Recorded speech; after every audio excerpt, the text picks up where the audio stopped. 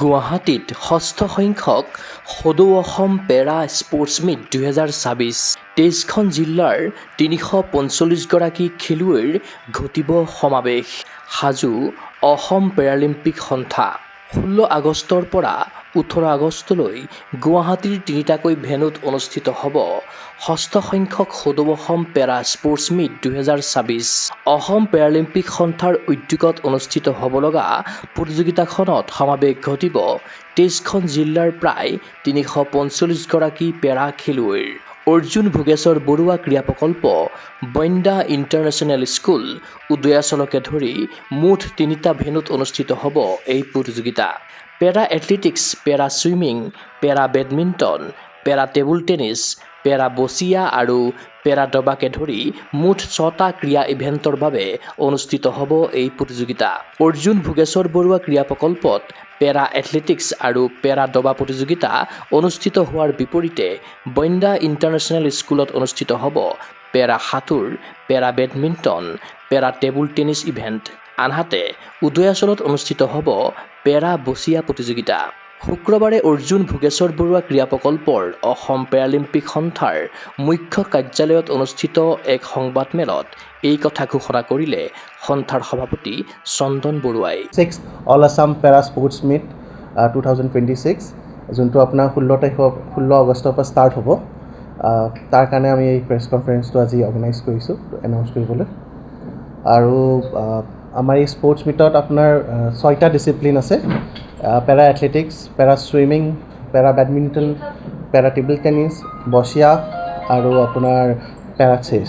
আমাৰ around 23-24 districts আমাৰ sign up কৰিছে, আহিম বুলি তেওঁলোকে কনফাৰ্মেশ্যন দিছে। আৰু আমাৰ ভেন্যু হ'ল আপোনাৰ সৰুসজাই ষ্টেডিয়াম, তাৰপিছত আপোনাৰ বনিয়া ইণ্টাৰনেশ্যনেল স্কুল, য'ত আপোনাৰ ছুইমিং আৰু পেৰা বেডমিণ্টন আৰু পেৰা টেবল টেনিছখিনি হ'ব। সৰুসজাই ষ্টেডিয়ামত আমাৰ পেৰা এথলেটিক্স হ'ব আৰু আপোনাৰ উদয়াচলত আপোনাৰ বচিয়া হ'ব আৰু চেছটো আপোনাৰ সৰুসজাই ষ্টেডিয়ামতে হ'ব।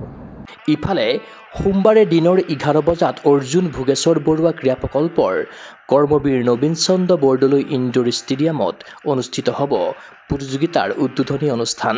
উদ্বোধনী অনুষ্ঠানত উপস্থিত থাকিব অসম চৰকাৰৰ ক্ৰীড়া সঞ্চালক অংকুৰ ভৰালী, SLACৰ সদস্য সচিব গীতাৰ্থ গোস্বামী, অসম পেৰালিম্পিক সন্থাৰ মুখ্য পৃষ্ঠপোষক ৰিণিকী ভূঞা শৰ্মাৰ লগতে কেইবাজনো প্ৰতিযোগিতাৰ পৃষ্ঠপোষক।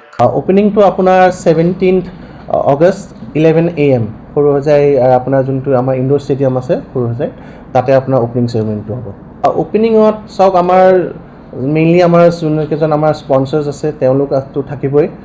আমাৰ ৰিণিকী ভূঞা শৰ্মা মেম তেওঁ থাকিব, আমাৰ যোনজন চিফ পেট্ৰন হয় তেওঁ, প্লাছ আমাৰ SBI যোন আমাৰ মেইন স্পনচাৰ হয় SBI, তেওঁলোকে যিহেতু এবাৰ মেইন আমাৰ বেকবন হয় স্পৰ্টছ মিটটোৰ, তো তেওঁলোকৰ যোনজন ৰিজনেল আৰু ডাইৰেক্টৰ স্পৰ্টছৰ আমাৰ ডাইৰেক্টৰ ছাৰ থাকিব। তাৰপিছত ছ'চিয়েল জাষ্টিছৰ এণ্ড এম্পাৱাৰমেণ্টৰ আপোনাৰ ডাইৰেক্টৰ আছে তেওঁলোক, আৰু মেম্বাৰ ছেক্ৰেটাৰী আপোনাৰ গীতাৰ্থ দা তেওঁলোক। উল্লেখ্য যে মূল প্ৰতিযোগিতাৰ পূৰ্বে দেওবাৰে খেলুৱৈসকলৰ শাখাসমূহ বিভাজন কৰা হ'ব।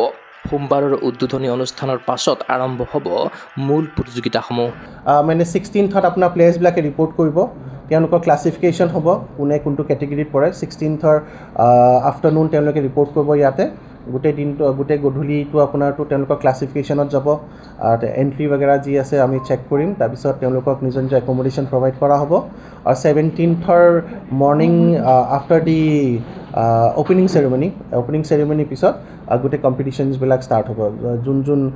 য'ত যি ভেন্যু আছে ইয়াৰ পৰা আমি তেওঁলোকক ট্ৰান্সপৰ্টেশ্যন প্ৰভাইড কৰিম, যেনেকৈ ধৰক পেৰা বেডমিণ্টন, পেৰা টেবল টেনিছ, পেৰা ছুইমিং, তেওঁলোকক আমি ইয়াৰ পৰা ট্ৰান্সপৰ্টেদি লৈ যাম আপোনাৰ বনিয়া ইণ্টাৰনেশ্যনেললৈ। যোন বচিয়া খেলিব তেওঁলোকক উদয়াচল যোনটো আপোনাৰ মালিগাঁৱত আছে তালৈ লৈ যোৱা যাব, আৰু বাকী এথলেটিক্স আৰু পেৰা চেছ তেওঁলোকে ইয়াতেই পাৰ্টিচিপেট কৰিব।